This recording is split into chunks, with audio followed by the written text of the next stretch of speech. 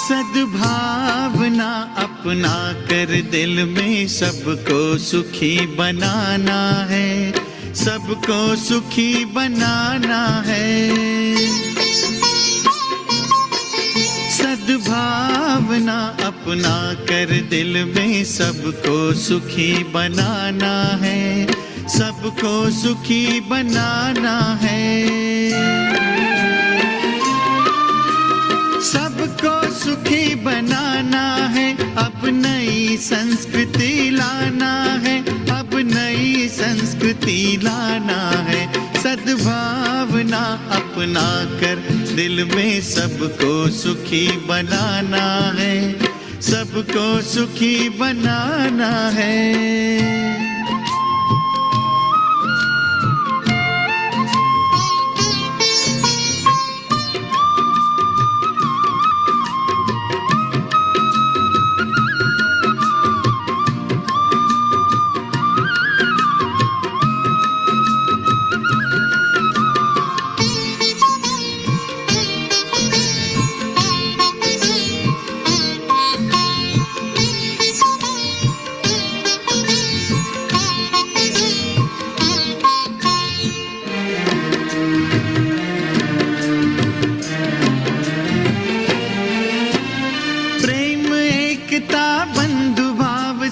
होता है सुंदर संसार, होता है सुंदर संसार।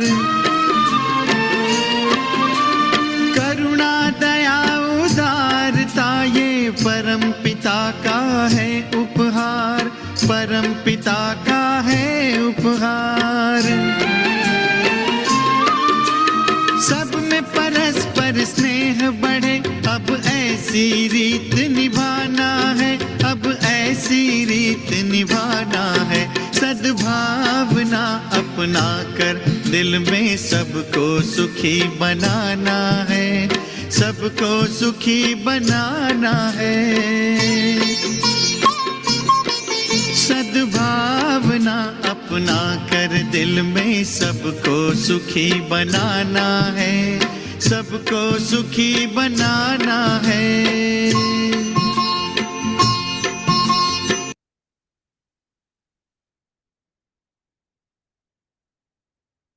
ओम शांति।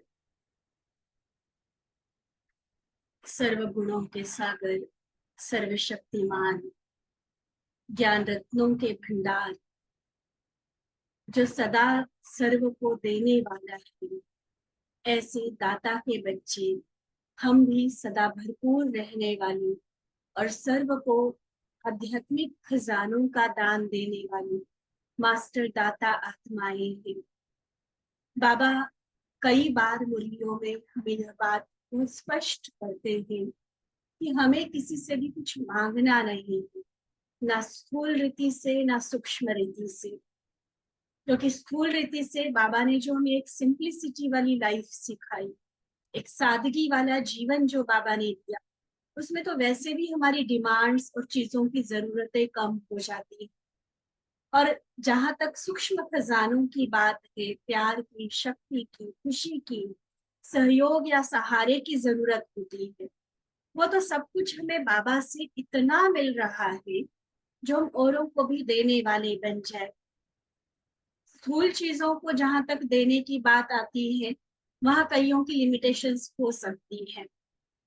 वो स्थूल रीति से हम संपन्न है नहीं है, भौतिक चीजें हमारे पास कितनी है, कितना हम दे सकते हैं, इसमें परसेंटेज अलग अलग हो सकती है।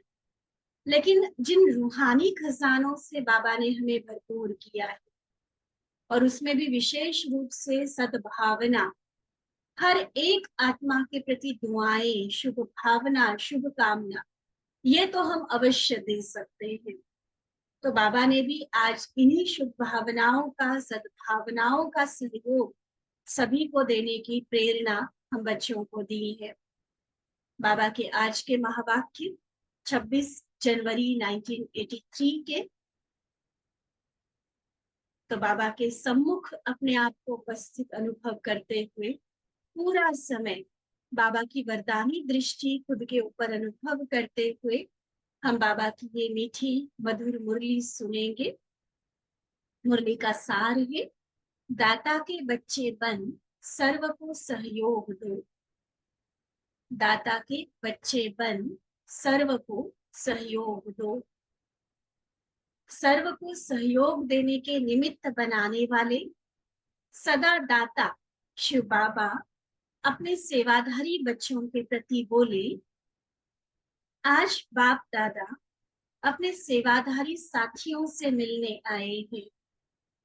जैसे बाप दादा ऊंचे से ऊंचे स्थान पर स्थित हो बेहद की सेवा अर्थ निमित्त है, ऐसे ही आप सभी भी ऊंचे से ऊंचे साकार स्थान पर स्थित हो बेहद की सेवा प्रति निमित्त हो।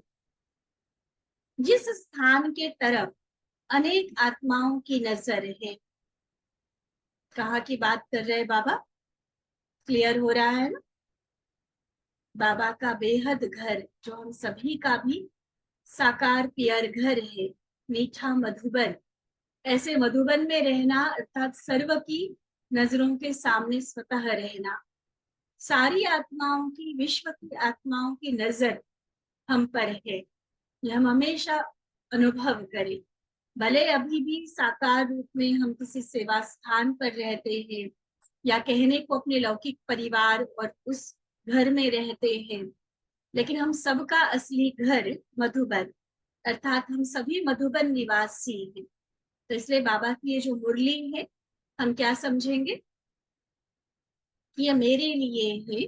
और ये जो महावाक्य बाबा ने कहा कि सारे संसार की, सारे विश्व की आत्माओं की नजर हम आत्माओं पर है, तो ये हम पर्सनली अपने लिए इस बात को स्वीकार करेंगे तो उस हिसाब से हमारा अटेंशन हमारे हर कर्म में रहेगा। बाबा कहते जैसे बाबा के यथार्थ स्थान को न जानते हुए भी फिर भी सबकी नजर ऊंचे तरफ जाती। भगवान को भले वो कुछ भी कह दे, सर्वव्यापी कह दे, कण कण में कह दे, लेकिन फिर भी जब भी भगवान की याद होती है मन में या इशारा करना होता है तो क्या करते हैं? ऊपर वाला अंगुली ऊपर की तरफ करते हैं। तो भले पता नहीं है कि बाबा कहाँ है, लेकिन नजर तो ऊपर जाती है ना। ऐसे ही साकार में भी सर्व आत्माओं की नजर इस महान स्थान पर ही जा रही है और जाएगी। आगे आगे समय जैसे आगे बढ़ेगा बहुत आत्माएं, देखो ये 83 की मुरली है, जब अभी अभी इंटरनेशनल कॉन्फ्रेंस के रूप में विदेशी वीआईपी फर्स्ट टाइम आए थे मधुबन। लेकिन उसके बाद अगर आज दिन की हम बात करें, क्या हो रहा है? देश के विदेश के कितने बड़े बड़े वीआईपी और कितनी बड़ी संख्या में आत्माएं बाबा के घर बेहद मीठे मधुबन में पहुंच रही है। अभी कहाँ पर है? इसी खोज में है। समझते हैं कि कोई श्रेष्ठ ठिकाना मिले, लेकिन यही वह स्थान है। इसकी पहचान के लिए चारों ओर परिचय देने की सेवा सभी कर रहे हैं। यह बेहद का विशेष कार्य भी इसी सेवा को प्रसिद्ध करेगा कि मिलना है व पाना है तो यही से। अभी तक तो भटक रहे ना, शायद यहाँ से मिल जाए, शायद यहाँ से मिल जाए, लेकिन बाबा क्या कह रहे हैं? एक समय वह भी आएगा जो एकदम क्लियर हो जाएगा सभी कि और कहीं से कुछ नहीं मिलने वाला है सिवाय बाबा के घर मधुबन के।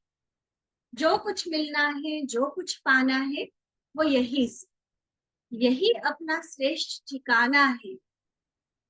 विश्व के इसी श्रेष्ठ होने से ही सदा काल का जियादान मिलना है। इस बेहद के कार्य द्वारा यह एडवर्टाइज विशाल रूप में होनी है। जैसे धरती के अंदर कोई छिपी हुई व दबी हुई चीजें अचानक मिल जाती है तो खुशी खुशी से सब तरफ प्रचार करते हैं ना। ये उत्खनन विभाग वाले देखो क्या करते रहते, कहीं से कुछ निकालते कहीं से कुछ, और उसमें भी कोई विशेष खास कोई खजाना मिल जाए, कोई विशेष भारत की संस्कृति को दर्शाने वाली कोई ऐसी निशानियां मिल जाए, पुरातन वस्तुएं कोई ऐसी निकल आती तो कितना उसका प्रचार करते, तो देखो हमें क्या मिल गया। तो ऐसे ही यह आध्यात्मिक खजानों की प्राप्ति का स्थान जो अभी गुप्त है, इसको अनुभव के नेत्र द्वारा देख ऐसे ही समझेंगे जैसे गवाया हुआ खोया हुआ गुप्त खजाने का स्थान फिर से मिल गया है। धीरे धीरे सबके मन से मुख से यही बोल निकलेंगे कि ऐसे कोने में इतना श्रेष्ठ प्राप्ति का स्थान सोचा भी नहीं था कि आबू की पहाड़ी में ऐसे जाकर ऐसा स्थान मिल जाएगा, इसको तो खूब प्रसिद्ध करो। इसलिए देखो जब भी मधुबन का ग्रुप बनता है ना, ठीक है चाहे खुद हर बार नहीं जा सकते हैं, कई तरह की लौकिक जिम्मेवारियां है, कमिटमेंट्स है, लेकिन मधुबन के लिए विशेष एक संकल्प सबको रखना चाहिए। एक तो साल में एक बार तो हमारा विजिट वहां होना चाहिए। बहुत ही चलो तबीयत की ऐसी बात है तो अलग बात, बिल्कुल चल फिर ही नहीं पाते तो फिर हम लोग भी कई बार मना कर देते, क्योंकि मधुबन बहुत अब बेहद का विस्तार वाला घर बन गया है। तो तबीयत ठीक हो ये तो जरूरी है, लेकिन बाकी उसके अलावा कोई एक्सक्यूज नहीं होना चाहिए, इवन पैसे का भी नहीं। साल में एक बार जाना है, आने के बाद से जैसे विदेशी करते हैं, पहले से गुल्लक मधुबन की अलग बना कि हमने मधुबन जाना है, कितना आता है खर्चा, 5-6 हजार आता है ज्यादा से ज्यादा। तो इतना तो हम साल में अलग अलग 100-100 रुपए भी 10-10 रुपए भी करके निकाले तो मधुबन का एक साल में एक विजिट तो जरूर हर एक का हो। और बाकी जो पूरा साल प्रोग्राम्स होते, स्टेज से क्लास में अनाउंस किया जाता कि अब ये ग्रुप है अब ये ग्रुप है, तो उसमें लक्ष्य रखना चाहिए कि उस ग्रुप पे जिन आत्माओं को जाने की परमिशन है, जिस क्वालिटी जिस वर्ग जिस विंग की बात चल रही है, उनसे हमारे संपर्क वाली जो भी आत्माएं हैं उनको हम जाने की प्रेरणा जरूर दें, उनको जरूर वो प्रेरणा, हर आत्मा को वो ठिकाना तो मिले। अभी भी देखो बाबा क्या कह रही है, इसको खूब प्रसिद्ध करो। तो सिर्फ बोलकर हम कितना भी बताएंगे ना तो उनको पता नहीं चलता वो बेहद विशाल कार्य, कितना बड़ा कार्य भगवान का चल रहा है, वहां जाकर आत्माएं अनुभव करके आती। तो इसलिए बाबा कहते इसको तो बहुत प्रसिद्ध करो। विचित्र बात, विचित्र लीला और विचित्र स्थान, यही देख देख फिर वो हर्षित होंगे। वंडरफुल बात है, वंडरफुल कार्य है, यही सबके मुख से सुनते रहेंगे। ऐसे सदा काल की अनुभूति कराने के लिए काम तो बाबा ने दे दी, अब ये काम पूरा करने के लिए, यह अनुभूति औरों को कराने के लिए अब क्या क्या तैयारियां की। बाबा सिर्फ काम देकर चुप नहीं हो जाता, पूरी तैयारी में मदद भी करता है, गाइड भी करता है, सहयोग भी देता है। तो अब बाबा तैयारी क्या करनी है ये बता रहे हैं। और ये बात जो बाबा की आगे हम सुनेंगे ना, ये दोनों तरह से सुन, मधुबन बेहद घर को प्रत्यक्ष करना, प्रसिद्ध करना, ज्यादा से ज्यादा आत्माओं को वहां तक पहुंचाना, और मधुबन का ही एक मिनी मॉडल जो हमारे सेंटर्स बने हुए। तो चलो मधुबन कोई नहीं जा पा रहा तो सेंटर पर तो हर आत्मा को, जितने भी मेरे संबंधी है, जितने भी मेरे संपर्क वाले हैं, अड़ोसी पड़ोसी है, कारोबार के हिसाब से हमारे साथी है, सोशल सर्कल है, तो उस हर आत्मा को बाबा के घर में, चाहे मधुबन नहीं तो कम से कम लोकल बाबा के घर में तो जरूर पहुंचाना है। और उसके लिए अब हमें क्या क्या तैयारी करनी, ध्यान देना, ये सेंटर पर और मधुबन में रहने वालों की भी जिम्मेवारी है, फर्स्ट तो उन्हीं की जिम्मेवारी है, लेकिन फिर आने वालों की भी ये जिम्मेवारी बनती। इसलिए बाबा जो बता रहे ध्यान से हम सुनते जाए। क्या तैयारी करनी है, देख बाबा कहते हैं देखो हॉल तो तैयार कर रहे हैं, हॉल के साथ चाल भी ठीक है, हॉल के साथ चाल भी तो देखेंगे ना। चलो ठीक है, हॉल बहुत सुंदर बना दिया, ओम शांति भवन बनकर तैयार हो गया था उस समय। तो हॉल तो जो भी अभी भी जो देखते हैं वो देखो वंडर खाते हैं कि हॉल तो बहुत सुंदर, ऐसा यूनिक हॉल कहीं नहीं है दुनिया। तो साथ में लेकिन चाल माना प्रैक्टिकल हमारी जीवन, वो भी तो देखते हैं ना लोग। तो हॉल और चाल दोनों ही विशाल और बेहद है ना। जैसे मजदूरों से लेकर बड़े बड़े इंजीनियर्स दोनों के सहयोग और संगठन से हॉल की सुंदर रूपरेखा तैयार हुई है। अगर मजदूर न होते तो इंजीनियर भी क्या करते।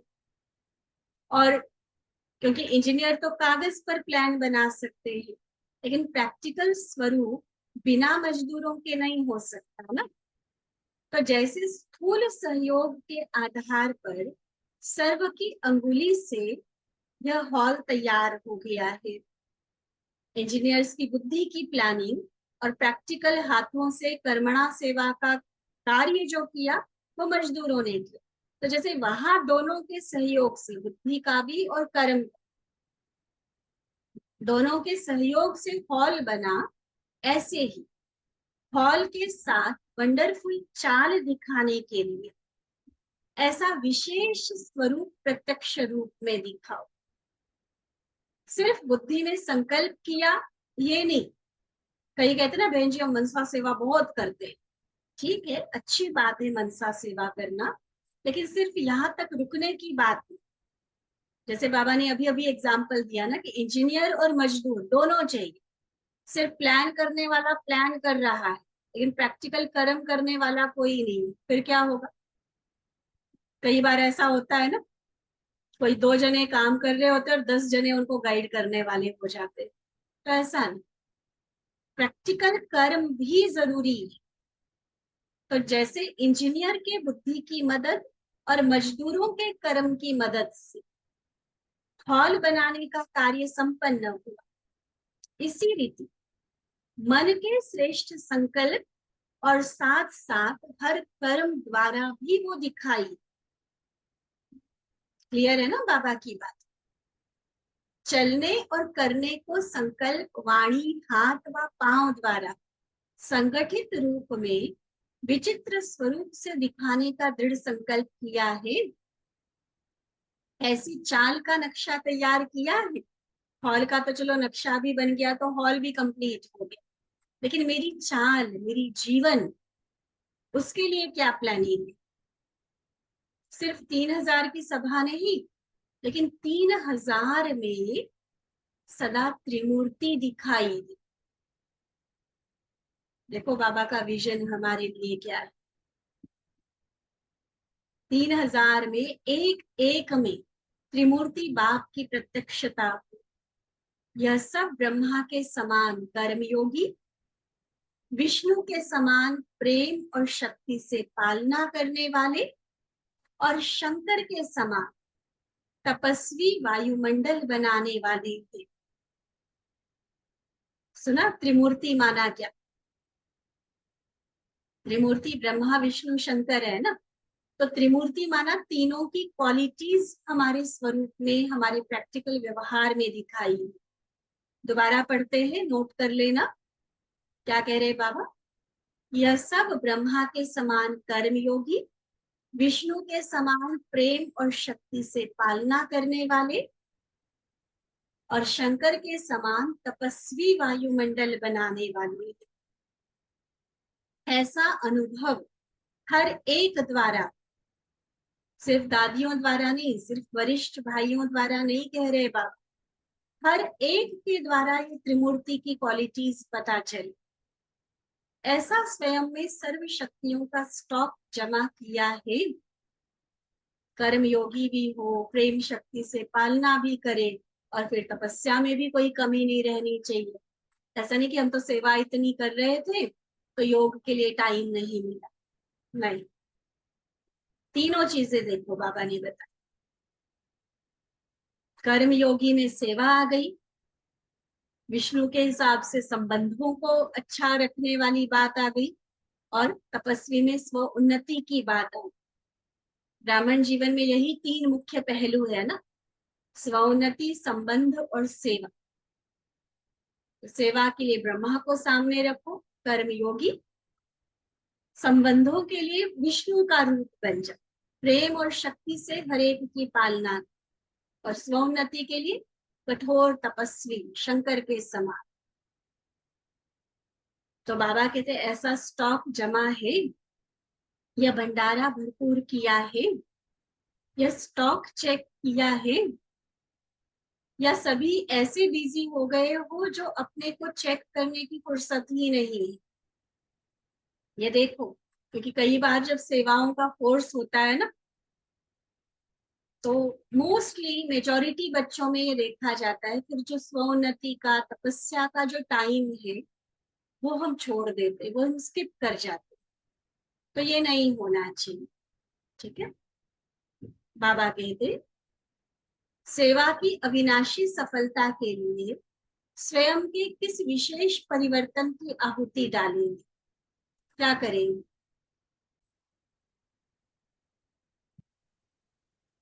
सेवा की अविनाशी सफलता के लिए बाबा पूछ रहे हैं विशेष आहुति, अर्थात क्या परिवर्तन अपने अंदर लाए, ऐसा अपने आप से क्या प्लान बनाया है।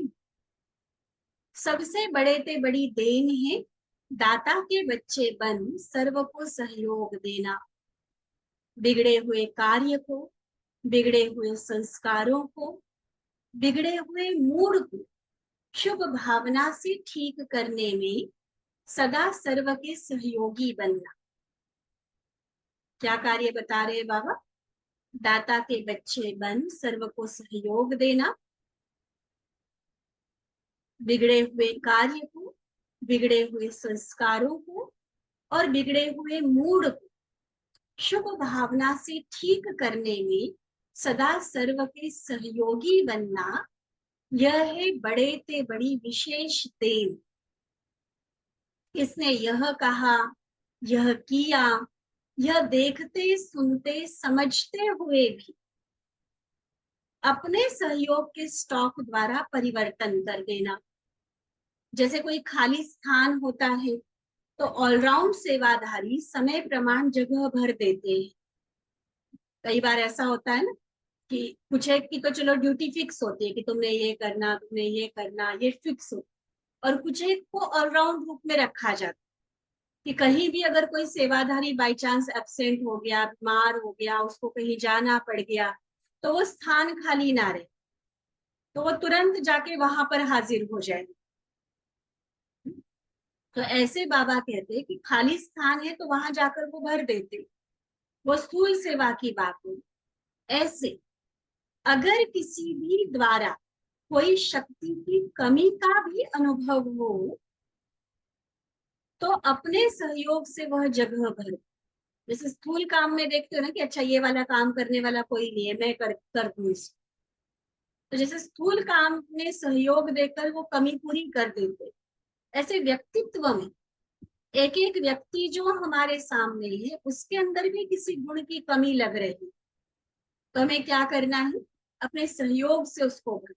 ऐसा नहीं कि वो तो है ही ऐसा, वो तो ऐसा करता, उसने ये कहा, उसने ये किया, ऐसे तो बहाने तो फिर हजारों है, बातें तो हजारों आएंगी सामने, क्योंकि संगठन है, संगठन में सबके संस्कार एक जैसे तो हो नहीं सकते, सबकी पसंद एक जैसी नहीं हो सकती, सबकी मत एक जैसी नहीं हो सकती, सबकी प्रायोरिटीज एक जैसी नहीं हो सकती। तो ऐसे तो फिर हम हमेशा इन्हीं बातों में उलझे रहेंगे। लेकिन बाबा क्या कह रहे, जहां जो कमी लग रही है ना उसको भर दो। हमारी टीचर्स बहनों की क्लास में एक बड़ी सुंदर बात कही जाती, कहते आलू बन जाओ। क्या बनो? आलू। आलू क्या करता है? वो अकेली सब्जी भी चल जाती है और किसी भी सब्जी के साथ मिक्स करके उसमें बरकत भी कर देता है, उसमें स्वाद भी बढ़ा देता है। हर एक सब्जी के साथ आलू का मैच है। देखो,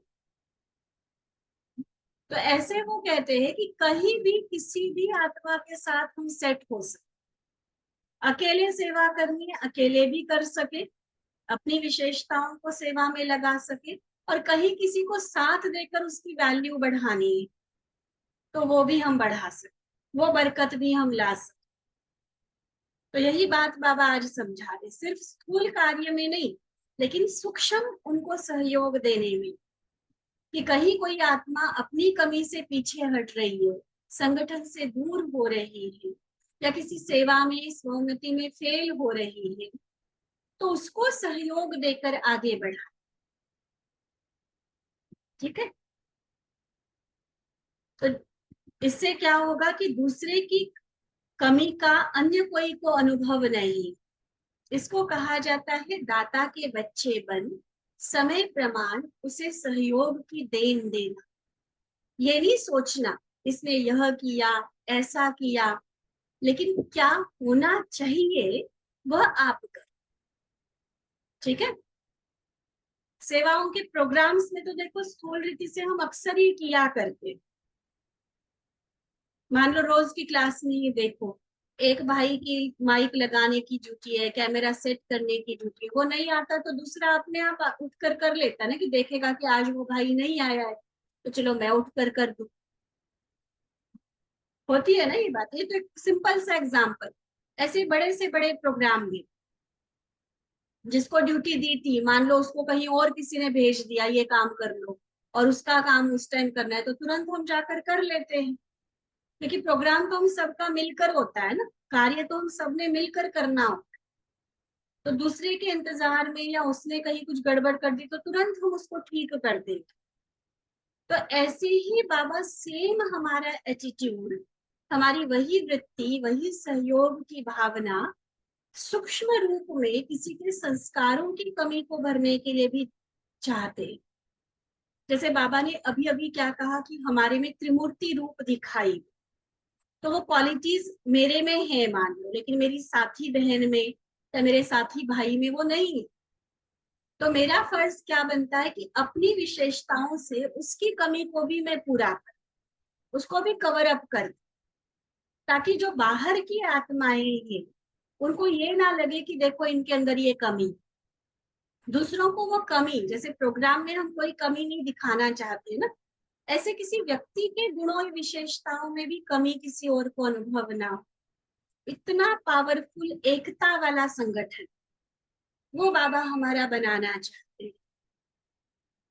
ठीक है, तो समय प्रमाण दाता के बच्चे बन उसे सहयोग की देन देना।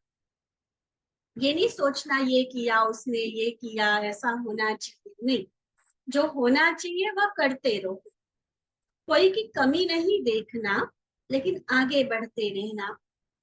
अच्छे से अच्छा क्या हो सकता है वह भी सिर्फ सोचना नहीं लेकिन करना है। कईयों को ना राय देने की बहुत आदत होती, बहन जी आप ऐसा कर लेते, भाई जी आप वैसा कर लेते, ये नहीं करते वो करते, इसको ऐसा होना चाहिए उसको वैसा होना चाहिए। कहने कहने में ही वो दूसरे का सिर दर्द करा देंगे, क्योंकि खुद कुछ कर नहीं रहे हैं। जब सच में राय चाहिए होती है तब कई बार ऐसा होता है कि तब कोई राय देता नहीं, काम होने के बाद कहते कि नहीं ऐसा नहीं वैसा होता तो ज्यादा अच्छा होता। तो बाबा देखो कितना अच्छे से बता रहे कि ये बाद में कहना ये बात नहीं, जो है ना अच्छे से अच्छा सिर्फ सोचो नहीं, सिर्फ राय बहादुर नहीं बनो। बड़े दीदी कई बार ये बात कहा करते कि सिर्फ राय बहादुर नहीं बनो, प्रैक्टिकल कर्म करके सहयोग भी तो दो ना। अच्छे से अच्छा क्या होना चाहिए, बहुत अच्छी बात है कि आपको समझ है, लेकिन वो समझ अगर प्रैक्टिकल कर्म में नहीं आती तो समझ होना न होना बराबर है। ठीक है ना, तो इसलिए बाबा कहते हैं अच्छे से अच्छा क्या हो सकता है वह सिर्फ सोचना नहीं लेकिन करना है।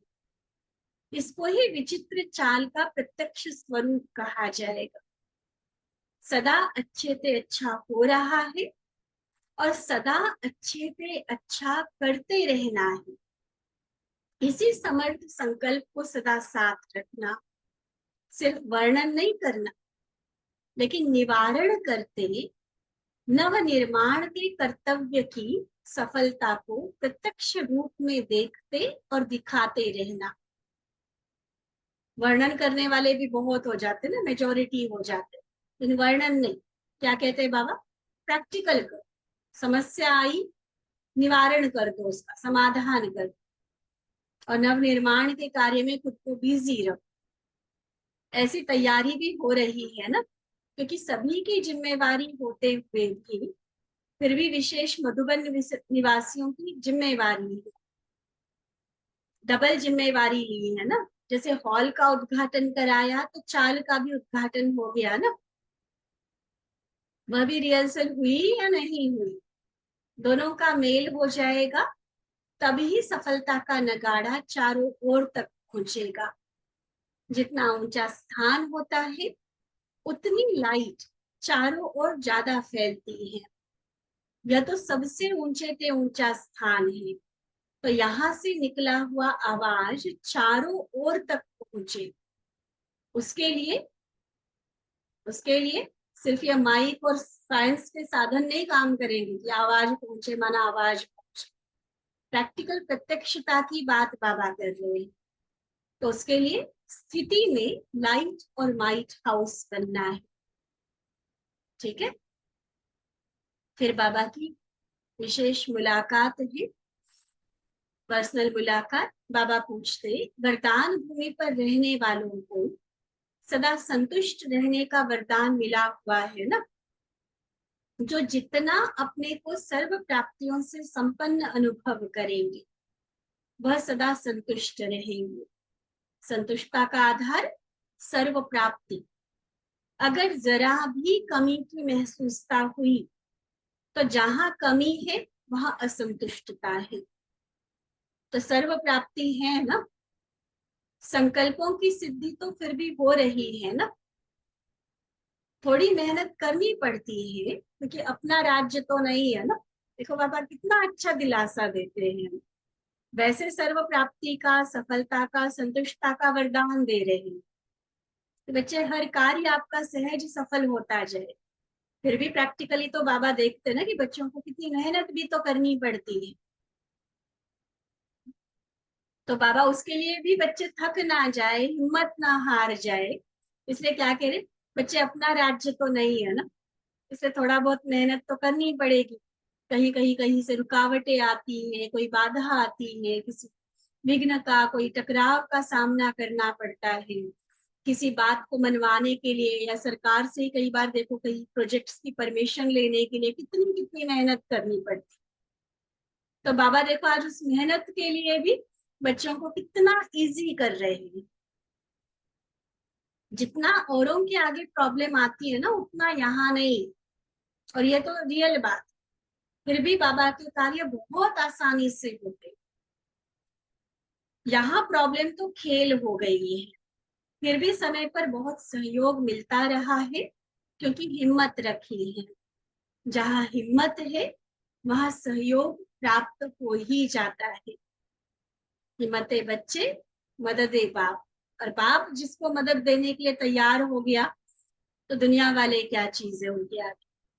जब बीज ही हमारा हो गया तो वृक्ष भी तो हमारे हाथ में आ ही जाता है। तो इसलिए बाबा कहते हैं कि फिर बाबा कोई ना कोई को आगे सहयोग के लिए निमित्त बना ही देते हैं।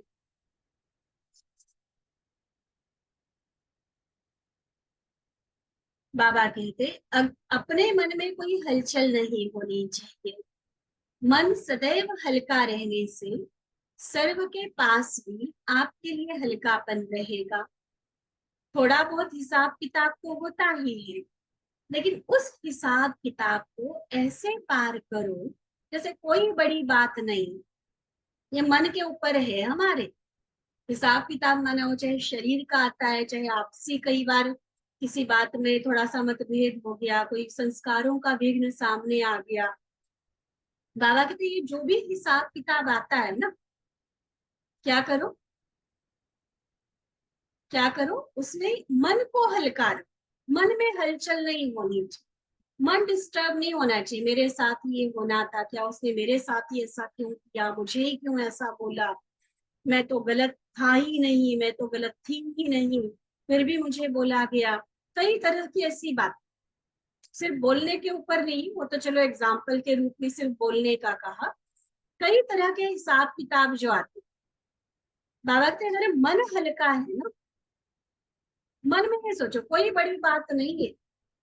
वो गीत हमारा बना हुआ है ना, ये मुश्किलों से कह दो मेरा खुदा बड़ा है। मुश्किलें बड़ी नहीं है। अगर हम उन मुश्किलों को, उन विघ्नों को, उस हिसाब किताब को बड़ा मानेंगे, फिर मन भारी हो जाता है। अगर ये बार बार मन में पक्का करो कोई बड़ी बात, सब ठीक हो, अच्छे से अच्छा हुआ है, अच्छे से अच्छा होगा, तो इससे मन हल्का रहेगा, डिस्टरबेंस से, हलचल से बचा रहेगा। थोड़ा बहुत हिसाब किताब तो होता ही है, कहा ना बाबा ने, अपना राज्य नहीं है ना, तो थोड़ा बहुत माया कहीं कहीं परीक्षा लेती है। लेकिन उस हिसाब किताब को भी ऐसे पार करो जैसे कोई बड़ी बात नहीं। छोटी बात को बड़ा नहीं। कई बार ना किसी किसी की आदत होती है, जैसे कहावत है ना, तिल को ताड़ बना, होगी छोटी सी बात, छोटा सा इश्यू होगा, और इतनों सारों के साथ बात कर करके उसका वर्णन करके खुद भी भारी होंगे, इस वायुमंडल भी वही, वातावरण में भी वही बात फैली रहेगी, दूसरों का भी टाइम एनर्जी वेस्ट करेंगे। बड़ी बड़ी बड़ी बड़ी बातों को भी कहा तो बाबा कहते हैं ये समझ के पार करो कि बड़ी बात है ही नहीं, खेल है जैसे हमारे लिए। और कईयों की आदत होती छोटी छोटी बात को भी बड़ी बात बना दी, जैसे पता नहीं क्या हो गया, कितना पहाड़ टूट गया उनके ऊपर। तो बाबा बहुत अच्छे से समझा कि किसी बात को छोटा करना व बड़ा करना यह अपनी बुद्धि के ऊपर है। ठीक है, कोई अगर ये वर्णन कर रहा है ना मेरे सामने बड़ी प्रॉब्लम है, तो समझ जाओ उसकी कैपेसिटी बहुत छोटी है, उसकी ताकत बहुत कम है। और ये सबसे पहले अपने ऊपर अप्लाई कर, कि मुझे कोई भी बात, कोई भी प्रॉब्लम, कोई भी विघ्न, कोई भी ऐसी परिस्थिति बड़ी लग रही है, भारी लग रही है, इसका मतलब अपनी शक्ति पर, अपनी स्वस्थिति पर काम करने की जरूरत है। बात बड़ी नहीं है, ये हमारी बुद्धि पर है कि हम अपनी बुद्धि से उसको कैसे परसीव कर रहे हैं। मेरा अपना दृष्टिकोण, मेरा अपना नजरिया उस बात के लिए क्या है। ये तो बात में वो ताकत नहीं जो मास्टर सर्वशक्तिमान बच्चों को हरा, बात में वो शक्ति नहीं है जो खुशियों के सागर के बच्चों की खुशी गुम करा दे। ये हमारी बुद्धि उसके प्रभाव में आ जाती, हमारी बुद्धि कमजोर पड़ जाती है, कहीं ना कहीं निगेटिव में चली जाती है, तब बातें बड़ी लगती है। इसलिए बाबा कहते हैं चाहे बात को छोटा करो या बड़ा करो, किसके ऊपर है? अपनी खुद की बुद्धि के ऊपर। अभी बेहद की सेवा का समय है ना, तो बुद्धि भी बेहद की रखो। लिमिटेड दृष्टिकोण, संकुचित दृष्टि हमारी नहीं होनी चाहिए, बेहद का दृष्टिकोण, विशाल बुद्धि पर। वातावरण शक्तिशाली बनाना है, यह हर एक आत्मा स्वयं को जिम्मेवार समझे। किसी और को नहीं बोलो देखो बहन जी उसके कारण वातावरण खराब हो रहा है, उसके संस्कार ऐसे, उसके बोल ऐसे, इसलिए वातावरण बिगड़ रहा है। क्या करना है? मैं जिम्मेवार, वातावरण को शक्तिशाली बनाना, शुद्ध बनाना, रूहानियत की खुशबू फैलाना, इसकी जिम्मेवारी मेरी है, किसी और को नहीं देती। जबकि एक दो के स्वभाव संस्कार से टक्कर नहीं खा सकते। जैसे किसको मान लो पता है कि यहाँ खड्डा है या यहाँ पहाड़ है, तो जानने वाला थोड़ी टकराएगा, वहां किनारा कर लेगा ना। तो स्वयं को सदा सेफ भी रखना है। पता है, ज्ञान के आधार पर और अनुभव के आधार से पता चलता है किसका संस्कार कैसा है, तो अपने आप को सेफ भी रखो। जब एक टक्कर नहीं खाएगा तो दूसरा तो स्वयं ही बच जाएगा। किनारा करो अर्थात अपने को सेफ करो, और फिर वायुमंडल को भी सेफ रखो। काम से किनारा नहीं करना, तो बाबा बहुत स्पष्ट रीति सावधानी समझानी देंगे।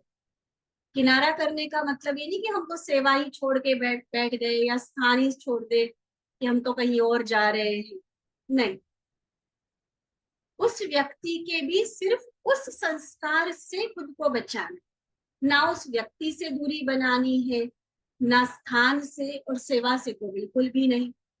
तो काम से किनारा नहीं करना और ही अपनी सेफ्टी की शक्ति से दूसरे को भी सेफ करना, ये है किनारा करना। तो ऐसी शक्ति आ गई है ना। साकार रूप में फॉलो करने के हिसाब से सबको मधुबन ही दिखाई देता है क्योंकि ऊंचा स्थान है। मधुबन वाले तो सदा झूले में झूलते रहते, यहाँ तो सब झूले। स्थूल प्राप्ति भी बहुत है तो सूक्ष्म प्राप्ति भी बहुत है। मधुबन के भंडारे सूक्ष्म स्थूल दोनों रीति से भरपूर है। तो सदा झूले में होंगे तो कभी भूले नहीं होंगे। ये बाबा की डिक्शनरी बड़ी सुंदर सी, झूले और भूले दोनों को कनेक्ट कर दिया बाबा कि सर्व प्राप्तियों के झूले में सदा झूलते रहेंगे, परमात्मा प्रेम के झूले में झूलते रहेंगे तो कभी भी भूले नहीं होंगी, गलतियां नहीं होंगी। जब प्राप्ति के झूले से उतरते हो ना, तब भूले अपनी भी और दूसरे की भी दिखाई देती। भूले खुद से होंगी, दिखाई दूसरों की दे। कब? जब झूले से उतरते। झूले में बैठने से धरनी को छोड़ना होता है। तो मधुबन वाले तो सर्व प्राप्ति के झूले में सदा झूलते रहते हैं ना। सिर्फ प्राप्ति के आधार पर जीवन न हो। प्राप्ति आपके आगे भल आवे लेकिन आप प्राप्ति को स्वीकार नहीं कर। अगर इच्छा रखी तो सर्व प्राप्ति होते भी कभी महसूस नहीं होगी, सदा अपने को खाली समझेंगे। तो ऐसा भाग्य है जो बिना मेहनत के प्राप्ति स्वयं आती है। तो इस भाग्य को सदा स्मृति में रखो। जितना स्वयं निष्काम बनेंगे उतना प्राप्ति आपके आगे स्वतः ही आएगी। जितना स्वयं निष्काम बने, प्राप्ति की इच्छा रख के काम नहीं होना चाहिए। हम तो कई बार वो जो प्रार्थना की लाइन से ना वो अपने आप को भी याद कराते, और बाबा की जब ऐसा पॉइंट आता है तब फिर से वो याद ताजा हो जाती। सभी ने सुनी है ना ये प्रार्थना, इतनी शक्ति हमें देना दाता। तो उसमें बड़ी सुंदर 2 लाइन्स आती है। ये न सोचे हमें क्या मिला है, हम ये सोचे किया क्या है अर्पण। मेरा जो कर्तव्य बनता है, मुझे जो बाबा ने जिम्मेवारी दी है, जिस वातावरण को बनाने के निमित्त, जिस सेवा करने के निमित्त बाबा ने मुझे बनाया, वो मैं कर कितना रही, वो मैं कर कितना रहा, हमें ये देखना है। न कि ये हम सोचे कि मुझे क्या क्या मिल रहा है। कई बार इसमें कंपटीशन ज्यादा हो जाती है। उसको सीट आगे मिली, उसको स्टेज पर बुलाया गया, उसका नाम लिया गया, उसको आगे किया गया, मुझे क्यों नहीं। इसमें कंपटीशन नहीं। आप ये देखो कि मैं कर क्या रही, हम दे कितना रहे हैं आत्माओं। बाबा के यज्ञ में, अलग अलग तरह की ईश्वरीय सेवाओं में मेरा खुद का कंट्रीब्यूशन क्या है, ये हम देखें कि हम कितना सहयोगी बने, हमारा योगदान क्या रहा उन सेवाओं को सफल करने। सिर्फ क्रेडिट लेने की बात नहीं होती। ये बात बहुत अच्छे से बाबा पक्की करा रहे हैं। और ये धारणा जिसने कर ली ना, ये धारणा कि हमें बस देना है, लेने की इच्छा नहीं रखनी है। आप यकीन मानिए, हम अनुभव से ये बात कहते हैं तो उसके तो सबके साथ संबंध बहुत अच्छे रहे, क्योंकि वो किसी से ले ही नहीं रहा है, हमेशा देते जा रहे हैं। तो देने वाले तो वैसे भी हर किसी को प्यारा लगता है। और दूसरा, अपने मन की शक्ति इतनी स्थिर, एकरस और पावरफुल रहेगी ना, क्योंकि कोई वेस्ट चलेगा ही नहीं। वेस्ट चलता ही तब है जब हम कुछ लेने का रखते हैं। तब पर चिंतन भी होगा, पर दर्शन भी होगा, दूसरों की गिनती भी होगी। फिर दूसरे की थाली का लड्डू हमेशा ही बड़ा लगेगा। फिर व्यर्थ से निगेटिव में कब खिसक गए वो भी नहीं पता चलेगा। तो टोटल वो डाउनवर्ड स्पाइरल है, नीचे नीचे ही जाते रहे जहां लेने की भावना रखी। और जहां हमने देना सोचा तो देने वाला क्या हो, सदा ऊपर उठता रहे। देखो देने में ऐसा हाथ होता है ना, तो हाथ ऐसे है तो जो भी दे रहे हो वो नीचे जा रहा है, तो हाथ ऊपर जा। और लेने में हाथ ऐसा हो, तो अगर उसके ऊपर रखते रहेंगे बोझ बढ़ता जाएगा, ये नीचे नीचे जाएगा। तो खुद देखो चढ़ती कला में जाना है या उतरती कला में जाना। ठीक है। अच्छा, फिर सेवाधारियों से बाबा ने बात की। सेवाधारी का अर्थ ही है प्रत्यक्ष फल खाने वाला। सेवा की और खुशी की अनुभूति की तो यह प्रत्यक्ष फल खाया ना। इधर सेवा की, इधर साथ साथ खुशी में झूम रहे हैं, तो खुशी मिली माना प्रत्यक्ष फल मिला ना। सेवाधारी बनना यह तो बड़े से बड़े भाग्य की निशानी है। जन्म जन्म के लिए अपने को राज्य अधिकारी बनने का सहज साधन है। इसलिए सेवा करना अर्थात भाग्य का सितारा चमकना। तो ऐसे समझते हुए सेवा कर रहे हो ना, तो सेवा लगती है या प्राप्ति लगती है। प्रत्यक्ष फल अगर अनुभव करेंगे तो ये नहीं लगेगा कि हमने कुछ दिया, कि साथ साथ प्राप्ति हो रही है। नाम भले सेवा है लेकिन ये सेवा नहीं है, लेकिन ये मिलता जाता है। कितना मिलता है, करते कुछ भी नहीं और मिलता सब कुछ है। करने में सब के साधन मिलते हैं, करने में सब सुख के साधन मिल जाते हैं। कोई मुश्किल कार्य नहीं करना पड़ता, कितना भी हार्ड वर्क हो, लेकिन सेल्वेशन भी साथ साथ मिलती है। तो वह फिर हार्ड वर्क नहीं लगता, खेल लगता है। इसलिए सेवाधारी बनना अर्थात प्राप्तियों के मालिक बनना। सेवा करके हम कुछ खोते नहीं है, हमारा कुछ कम नहीं होता है, और ही प्राप्तियों से आत्मा भरपूर होती है। प्रत्यक्ष फल खुशी दुआएं वो तो जमा होती ही होती है, और भविष्य के लिए भी कितने गुना हमारा फल जमा हो जाता है, पुण्य का खाता बढ़ जाता है। तो सर्व प्राप्तियों से भरपूर हुए ना। अच्छा, सेवा करने में भी आप सभी ने देखा होगा घर में इतने साधन नहीं हो, लेकिन सेंटर पर सेवा करो या मधुबन जाकर सेवा करो, इतने इजी इजी साधन बना देते हैं ना वो, जो बड़े बड़े कार्य भी बड़े आसानी से हो जाते। तो उसमें भी बड़ा मौज अनुभव करते हैं सेवा करने का। इसलिए सेवाधारी बनना अर्थात सर्व प्राप्तियों के मालिक बनना। सारे दिन में कितनी प्राप्ति करते हैं, एक एक दिन की, एक एक घंटे की प्राप्ति का अगर हिसाब लगाओ तो कितनी अनगिनत है। यहाँ तो कदम कदम में पद्मों की कमाई। इसलिए सेवाधारी बनना भाग्य की निशानी है। सेवा का चांस मिला अर्थात प्राप्तियों के भंडार भरपूर हो गए। स्थूल प्राप्ति भी है और सूक्ष्म भी। कहीं भी कोई सेवा करो तो स्थूल साधन इतने नहीं मिलते जितने मधुबन में मिलते। ये तो मधुबन में जिन्होंने सेवा की है ना वो इसके अनुभवी है। कितना एक परफेक्ट सिस्टम बना हुआ होता है। चाहे आप रोटी डिपार्टमेंट में सेवा करो, चाहे बड़े भंडारे में सेवा करो, चाहे कोई सिक्योरिटी की सेवा कर रहे हैं, कोई ऑफिस का कोई कार्य कर रहे हैं, कोई यात्रा भोजन की सेवा कर रहे हैं, कोई सिक्योरिटी, कोई ट्रांसपोर्ट की, जहां भी किसी तरह की सेवा, इस तरह का परफेक्ट सिस्टम और इतने सुंदर कंफर्टेबल साधन होते हैं, और तभी इतना बड़ा बेहद का कार्य चल रहा है ना। घर में 10 रोटी बना के थक जाएंगी माता, और वहां देखो हजार हजार रोटी बेलकर आ जाती है, पता ही नहीं चलता। खुशी में मौज में और इस तरह से साधन सेटअप करके दिया हुआ होता है, कब इतना कर दिया पता भी नहीं चलेगा। मौज मिली, सुख मिला, प्राप्ति हुई, सो अलग सारी बात। इसलिए इतने साधन कहीं और नहीं होते, अनगिनत है यहाँ।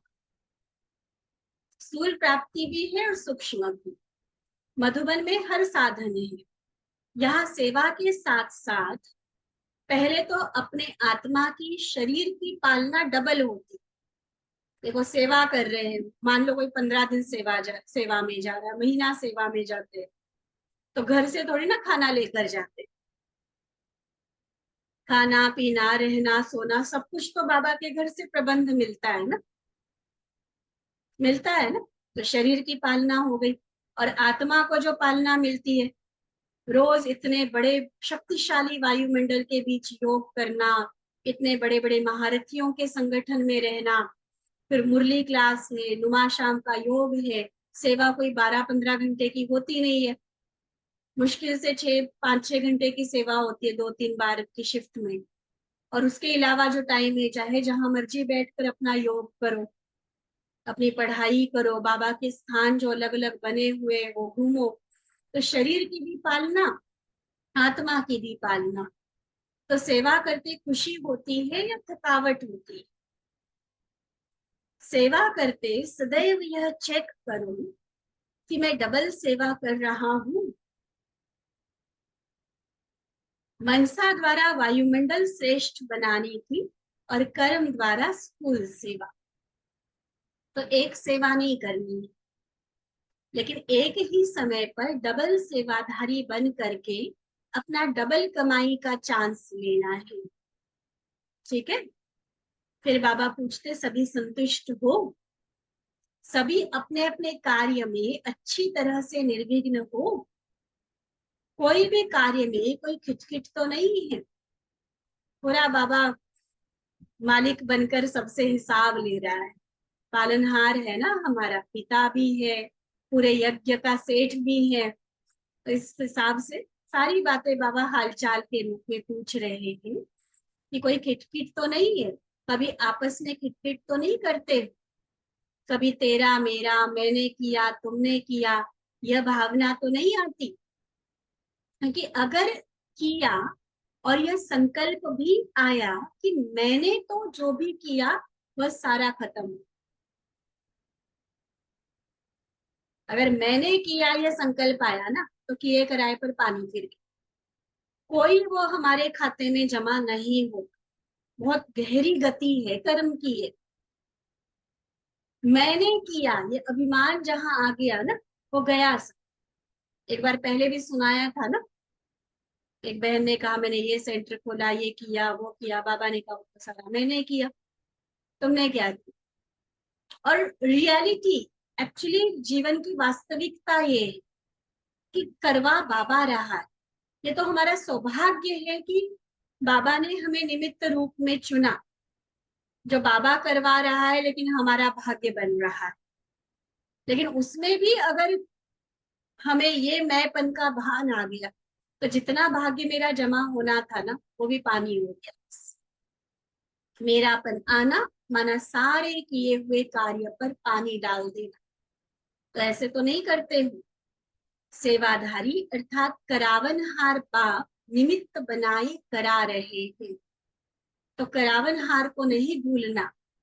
जहां निमित्त भाव होगा, मैंपन आया तो माया,